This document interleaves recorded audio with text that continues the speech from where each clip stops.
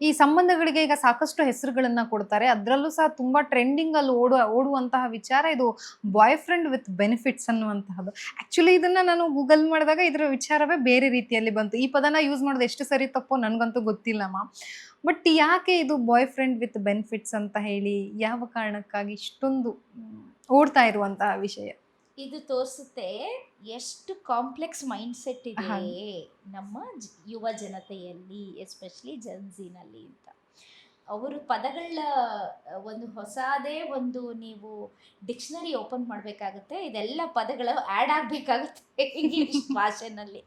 ಇನ್ನೂ ಏನೇನಿದೆ ಅಂದರೆ ಸಿಚುವೇಶನ್ಶಿಪ್, ಟಾಕಿಂಗ್ ಸ್ಟೇಜ್, ಸ್ನೀಕಿ ಲಿಂಕ್, ಕಫ್ಲಿಂಗ್ ಸೀಸನ್, ಸೋಲ್ ಟೈ, ಬ್ರೆಡ್ ಕ್ರಮಿಂಗ್, ಇವೆಲ್ಲ ಕೇಳಿದ್ದೀರಾ ನೀವು? ಇದೆಲ್ಲ ಈಗಿನ ರಿಲೇಶನ್ಶಿಪ್ನ ಭಾಷೆಗಳು. ಓಕೆ. ಅದರೊಳಗೆ ಒಂದು ಭಾಷೆ ಬಾಯ್ ಫ್ರೆಂಡ್ ವಿತ್ ಬೆನಿಫಿಟ್ಸ್ ಅಂತ. ಏನಂದರೆ ನಾನು ಫ್ಲರ್ಟ್ ಮಾಡ್ತೀನಿ ಆದರೆ ಕಮಿಟ್ಮೆಂಟ್ ಮಾಡಲ್ಲ. Okay. Okay, that is breadcrumbing. Slow fade, initially ನಿನ್ನ ಮೇಲೆ ತುಂಬ ಅಟ್ರಾಕ್ಷನ್ ಇದೆ, ಬಟ್ ಬರ್ತಾ ಬರ್ತಾ ನನಗೂ ನಿನಗೂ ಮ್ಯಾಚ್ ಆಗ್ತಿಲ್ಲ, ಸ್ಲೋ ಆಗಿ ಫೇಡ್ ಆಗೋಯ್ತು ಅಂದರೆ ಆ ರಿಲೇಶನ್ಶಿಪ್ಪು ಇಷ್ಟೇ ದಿನ, ಅಂದರೆ ಒಂದೆರಡು ವಾರನ, ಒಂದೆರಡು ತಿಂಗಳ, ಒಂದೆರಡು ವಸಂತಗಳ ಅಷ್ಟೇ. Okay, that is slow fade. Sneaky link ಅಂದರೆ ನಮ್ಮಿಬ್ಬರ ಮಧ್ಯೆ ಇಂಟಿಮೆಸಿ ಇರುತ್ತೆ, ನಮ್ಮಿಬ್ರದ್ದು ಒಂದು ಸೀಕ್ರೆಟ್ ಇದೆ, ಪ್ರಪಂಚದ ಮುಂದೆ ನಾವಿಬ್ರು ಫ್ರೆಂಡ್ಸು, ಬಟ್ ಅದು ಸ್ನೀಕಿ ಲಿಂಕ್, ಯಾರಿಗೂ ಗೊತ್ತಿಲ್ಲ. ಬಟ್ ಬೆನಿಫಿಟ್, ಇಂಟಿಮೆಸಿಗೆ ಬಂದಾಗ ನಾನು ನಿನ್ನ ಕಾಲ್ ಮಾಡ್ತೀನಿ, ಮನೇಲಿ ಯಾರು ಇಲ್ವಾ ನಾನು ನಿನ್ನ ಕಾಲ್ ಮಾಡ್ತೀನಿ, ನಿನ್ನ ಮನೇಲಿ ಯಾರು ಇಲ್ವಾ ನನ್ನನ್ನು ಕಾಲ್ ಮಾಡು, let's enjoy, but let's not get into marriage or something like that. So ಈ ಥರ ಸಿಚುವೇಶನ್ಶಿಪ್ಪು ಅಂದರೆ ಇಲ್ಲಿ ಎಲ್ಲ ಈ ಸಿಚುವೇಶನಿಗೆ ತಕ್ಕಾಗಿ ನಾನು I was undergoing a low phase in my life. ಈ ಟೈಮಲ್ಲಿ ನೀನು ಬಂದೆ, so it was a situation trip. Now I moved out from there, so ಈಗ ನಿನ್ನ ನೀಡ್ ಇಲ್ಲ. ಓಕೆ, ಸೊ ಈ ಥರ ಹಲವಾರು ಭಾಷೆಗಳು. ಇದನ್ನು ಅರ್ಥೈಸ್ಕೊಳ್ಳೋ ಅಷ್ಟೊತ್ತಿಗೆ ನಾವು ತುಂಬ ಅಪ್ಗ್ರೇಡ್ ಆಗಬೇಕು. ಓಕೆ, ಕೆಲವರು ಗಂಟಾನ್ಗಡ್ಲೆ ಮಾತಾಡ್ತಾರೆ ನಿಮ್ಮ ಹತ್ರ, ಬಟ್ ನಿಮ್ಮ ಜೊತೆ ಕಮಿಟ್ ಆಗಕ್ಕೆ ರೆಡಿ ಇಲ್ಲ.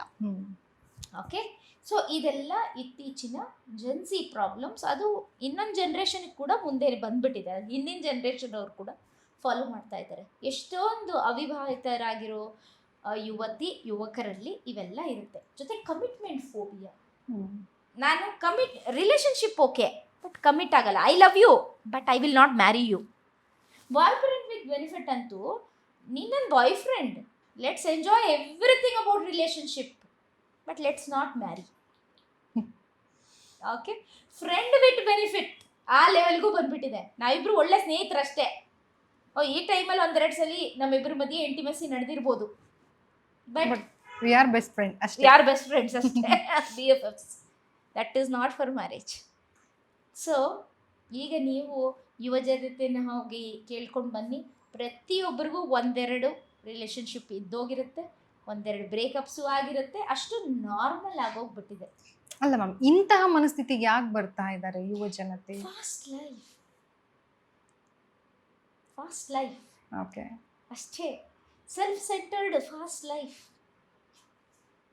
ನನ್ನ ಮೂಡ್ ಹೋಯ್ತು, ನಮ್ಮ ರಿಲೇಶನ್ಶಿಪ್ ಹೋಯ್ತು ಅಷ್ಟೇ.